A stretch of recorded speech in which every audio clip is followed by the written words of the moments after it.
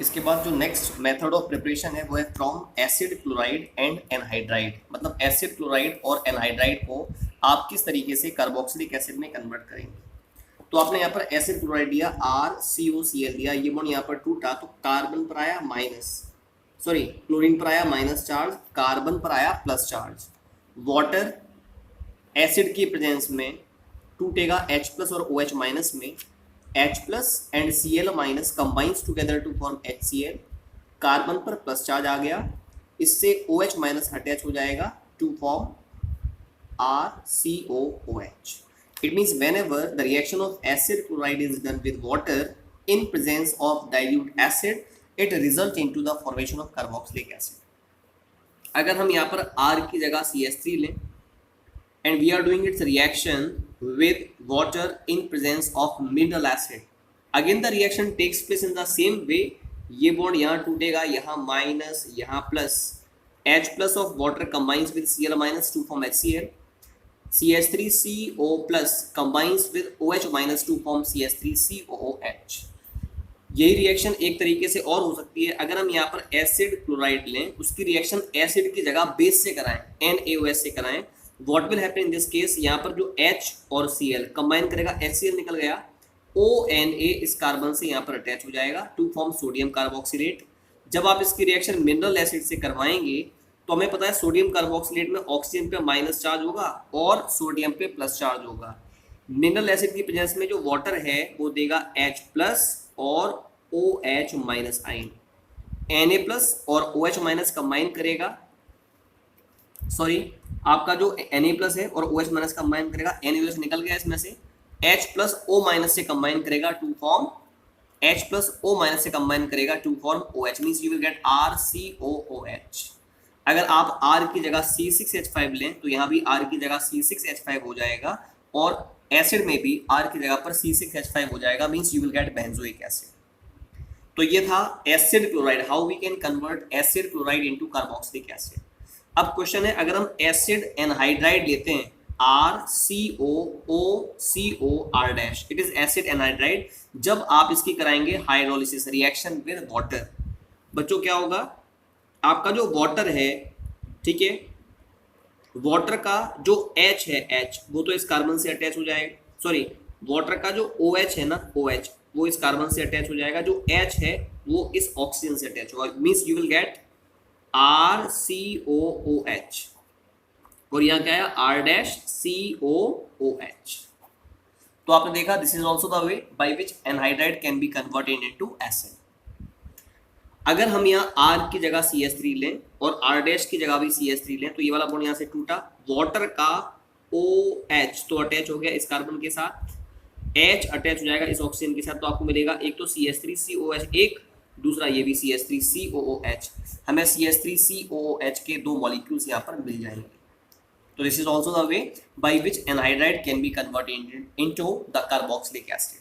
ठीक है, अब इसके बाद हम लोग नेक्स्ट रिएक्शन की बात करेंगे फ्रॉम हाइड्रोलिसिस ऑफ एस्टर। मतलब अगर आप एस्टर की कराएं हाइड्रोलिसिस तो क्या होगा देखते हैं। आपने एस्टर दिया RCOOR डैश, जब आप इसकी रिएक्शन करवाते हैं वाटर के साथ in presence of mineral acid तो क्या होगा, ये वाला बॉन्ड यहाँ से टूटेगा, ये बॉन्ड यहाँ से टूट गया, वाटर का OH तो इस R डैश से अटैच हो जाएगा और जो H है वो इस ऑक्सीजन से अटैच हो जाएगा, तो आपको मिल जाएगा RCOOH और यहाँ क्या अटैच हो जाएगा R-OH। अगर आप R की जगह CH3 लेते हैं और R डैश की जगह C2H5 लेते हैं, you are doing its hydrolysis, again this bond will be cleaved, ये बॉन्ड टूट जाएगा, वाटर का OH यहाँ अटैच हो जाएगा और H यहाँ पर अटैच हो जाएगा, यू विल गेट CH3COOH और यहाँ पर C2H5OH आपको मिल जाएगा, मिल गया। अगर इस रिएक्शन की बात की जाए तो ये रिएक्शन वास्तविकता में ये तो हो गई मिनरल एसिड की प्रेजेंस में, अगर रिएक्शन करवाएंगे हम बेस की प्रेजेंस में तो क्या होगा RCOOR dash plus H2O in presence of NaOH, what will happen, NaOH की प्रेजेंस में क्या होगा, देखो ये वाला बॉन्ड यहाँ से टूटेगा, जब बॉन्ड टूटेगा तो आपका जो NaOH ये तो टूटेगा किसमें, Na प्लस और OH माइनस में, Na प्लस इस O माइनस से अटैच हो जाएगा, तो ये वाला बॉन्ड टूटेगा O पर माइनस और R पर प्लस, तो ये वाला बॉन्ड इधर टूटा ऑक्सीजन माइनस R पर प्लस, तो R dash plus combines with OH minus two form R dash OH। O minus से क्या अटैच हो जाएगा Na plus two form RCOONA। इसकी रिएक्शन जब आप मिनरल एसिड से करवाएंगे तो ये वाला बॉन्ड यहाँ से टूटेगा, वाटर का OH यहाँ अटैच हो जाएगा, H यहाँ अटैच होगा, यू विल गेट RCOOH। ठीक है, और क्या NaOH निकल जाएगा। अगर हम R की जगह यहाँ CH3 लें, R डैश की जगह C2H5 लें, तो यहाँ पर R की जगह पर CH3, तो CH3COONA, और जो ये जो आपका C2H5 है वो OH से कंबाइन करेगा टू फॉर्म C2H5OH। हाइड्रोलिसिस कराए जाने पर क्या होगा, ये वाला बॉन्ड टूटा, ये बॉन्ड टूटा, OH वाटर का Na प्लस से अटैच, H यहाँ पर अटैच टू फॉर्म CH3COOH। अब इसके बाद हम लोग बात करते हैं फिजिकल प्रॉपर्टीज के बारे में, कि फिजिकल प्रॉपर्टी में पहली फिजिकल प्रॉपर्टी है फिजिकल स्टेट। हम जानते हैं जो कार्बोक्सिलिक एसिड्स हैं अप टू 9 कार्बन एटम्स वो तो लिक्विड की फॉर्म में पाए जाते हैं। ऐसे कार्बोक्सिलिक एसिड जिनमें कार्बन एटम का नंबर अप टू 9 होता है वो तो प्रेजेंट होते हैं लिक्विड के फॉर्म में और उनमें अनप्लीजेंट स्मेल आती है। जबकि हायर मेंबर 9 से अधिक कार्बन वाले कार्बोक्सिलिक एसिड्स कलरलेस वैक्सी सॉलिड्स होते हैं और ये ओडोरलेस होते हैं, इनमें कोई भी स्पेसिफिक स्मेल नहीं आती है। इसके बाद नेक्स्ट टॉपिक है बॉइलिंग पॉइंट। हमें पता है कि जो भी आपके कार्बोक्सिलिक एसिड्स होते हैं इनके boiling point aldehyde, corresponding hydrocarbons, aldehydes, ketones, even alcohol से भी अधिक होते हैं। व्हाई? क्योंकि इनमें एक्सटेंसिव हाइड्रोजन बॉन्डिंग पाई जाती है। हमें पता है जब कार्बोक्सिलिक एसिड वेपर के फॉर्म में पाया जाएगा RCOOH, और ये भी है RCOOH, ये वेपर के फॉर्म में है, तो वेपर के फॉर्म में दो कार्बोक्सिलिक एसिड के मॉलिक्यूल्स आपस में कंबाइन करके डाइमर बना देते हैं, ये डाइमर बना देते हैं। इसका मतलब वेपर्स के फॉर्म में भी इनमें हाइड्रोजन बॉन्ड को बनाने की टेंडेंसी पाई जाती है। इसी वजह से इनके बॉइलिंग पॉइंट बहुत अधिक होते हैं, इवन एल्कोहल से भी अधिक पाए जाते हैं। नेक्स्ट है सॉल्युबिलिटी। सॉल्युबिलिटी की बात की जाए तो जो भी आपके लोअर कार्बोक्सिलिक एसिड्स होते हैं वो तो वाटर में सॉल्युबल होते हैं। Why? Due to the formation of hydrogen bond with water. मैंने यहाँ पर एग्जांपल भी दिया है, ये आपने वाटर लिया, एक कार्बोक्सिलिक एसिड इसका ऑक्सीजन हाइड्रोजन के साथ हाइड्रोजन बॉन्ड बना रहा है, ये दूसरा मॉलिक्यूल कार्बोक्सिलिक एसिड का है, इसका ऑक्सीजन हाइड्रोजन के साथ हाइड्रोजन बॉन्ड बना रहा है। इस कार्बोक्सिलिक एसिड का हाइड्रोजन वाटर के ऑक्सीजन के साथ हाइड्रोजन बॉन्ड बना रहा है। तो जो भी आपके लोअर कार्बोक्सिलिक एसिड्स होते हैं उनमें टेंडेंसी होती है वाटर के साथ हाइड्रोजन बॉन्ड को बनाने की, लेकिन जैसे जैसे एल्काइल ग्रुप का साइज बढ़ता है, एल्काइल ग्रुप के साइज के बढ़ने से स्टीरिक हिंड्रेंस बढ़ता है। जब स्टीरिक हिंड्रेंस बढ़ेगा तो सॉल्युबिलिटी वाटर में कम हो जाती है।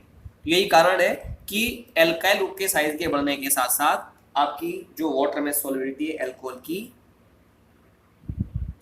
कार्बोक्सिलिक एसिड की, वो कम होती है। ठीक है, लेकिन जो हायर मेंबर्स होते हैं जिनमें एल्काइल ग्रुप का साइज बड़ा होता है वो वाटर में तो इनसॉल्युबल होते हैं, लेकिन जो ऑर्गेनिक सॉल्वेंट्स होते हैं उनमें सॉल्युबल होते हैं। So this topic is also covered. ये हमने फिजिकल प्रॉपर्टीज की बात की।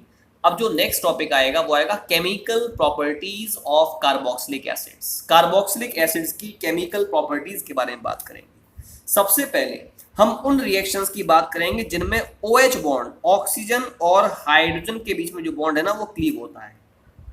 पहले उन रिएक्शंस की बात होगी, तो उनमें पहली रिएक्शन है acidity of carboxylic acids. Carboxylic acids की एसिडिटी के बारे में हमें पता है कार्बोक्सिलिक जो एसिड्स होते हैं उनमें एसिडिक करेक्टर पाया जाता है। अगर एसिडिक करेक्टर पाया जाता है तो कार्बोक्सिलिक एसिड को उन सभी प्रॉपर्टीज को शो करना चाहिए जिनको एसिड्स शो करते हैं। जैसे कार्बोक्सिलिक एसिड सोडियम से कंबाइन करके क्या बनाएगा, सोडियम कार्बोक्सिलेट और hydrogen gas. This is the property of acid. Acid की रिएक्शन अगर हम करवाएं सोडियम मेटल से तो मेटल सॉल्ट बनता है और हाइड्रोजन गैस लिबरेट होती है, because carboxylic acid is also showing the same property. It proves that it possess the acidic character. ऐसे ही अगर मैं कार्बोक्सिलिक एसिड लूं, उसकी कराऊं रिएक्शन सोडियम हाइड्रोक्साइड के साथ, व्हाट विल हैपन देन, इसमें से वाटर निकल जाएगा, मतलब इसका H और ये जो OH है H2O के फॉर्म में निकल गया, Na इस ऑक्सीजन से अटैच हो जाएगा to form RCOONA। It is also the property shown by acid. क्योंकि एसिड बेस से कंबाइन करते हैं और बनाते हैं salt as well as water. यहाँ पर कार्बोक्सिलिक एसिड्स भी बेस से कंबाइन करके सॉल्ट और वाटर बना रहे हैं। It proves that your carboxylic group carboxylic acids are acidic in nature. Similarly जो आपके कार्बोक्सिलिक एसिड्स होते हैं, अगर आप उनकी रिएक्शन कराएं सोडियम हाइड्रोजन कार्बोनेट के साथ तो क्या होगा, इसका H हटेगा, Na आ जाएगा, you will get RCOO Na। दो H और ऑक्सीजन कंबाइन करेंगे दे विल फॉर्म H2O, साथ में कार्बन डाइऑक्साइड गैस बनेगी। तो जिस तरह से एसिड में भी टेंडेंसी होती है सोडियम हाइड्रोजन कार्बोनेट के साथ कंबाइन करके कार्बन डाइऑक्साइड गैस को लिबरेट करने की, the same property is also shown by carboxylic acids. Also carboxylic acid में भी टेंडेंसी है कि वो कंबाइन कर रहा है सोडियम हाइड्रोजन कार्बोनेट के साथ to produce carbon dioxide gas. हम जानते हैं जो कार्बोक्सिलिक एसिड्स होते हैं, जब आप उनको वाटर में कराएंगे ऐड, एसिड्स में टेंडेंसी होती है वाटर में H प्लस आयन देने की, H प्लस आयन देगा, this H plus combines with water to form H3O plus, और जब H प्लस निकल जाएगा you will get RCOO minus, आपको मिल जाएगा कार्बोक्सिलेट आयन। जो कार्बोक्सिलेट आयन मिला है उसमें पाई जाएगी रेजोनेंस। इट मींस ये इलेक्ट्रॉन पेयर यहाँ शिफ्ट होंगे, ये वाला बॉन्ड यहाँ शिफ्ट हो जाएगा, तो यहाँ माइनस, यहाँ पर क्या आएगा प्लस, यहाँ आएगा माइनस चार्ज, ये वाला बॉन्ड यहाँ पर शिफ्ट हुआ तो यहाँ प्लस प्लस माइनस न्यूट्रल, तो यहाँ बॉन्ड आ गया, यहाँ पर सिंगल बॉन्ड बचा, you will get its resonating structure. हमें पता है लॉ ऑफ केमिकल इक्विलिब्रियम के अकॉर्डिंग जो इक्विलिब्रियम कांस्टेंट होता है K, it will always be equal to the multiplication of concentration of products. तो प्रोडक्ट क्या है, H3O प्लस आयन का कंसंट्रेशन इनटू कार्बोक्सिलेट आयन का कंसंट्रेशन अपॉन रिएक्टेंट की कंसंट्रेशन का product, means concentration of carboxylic acid into concentration of water.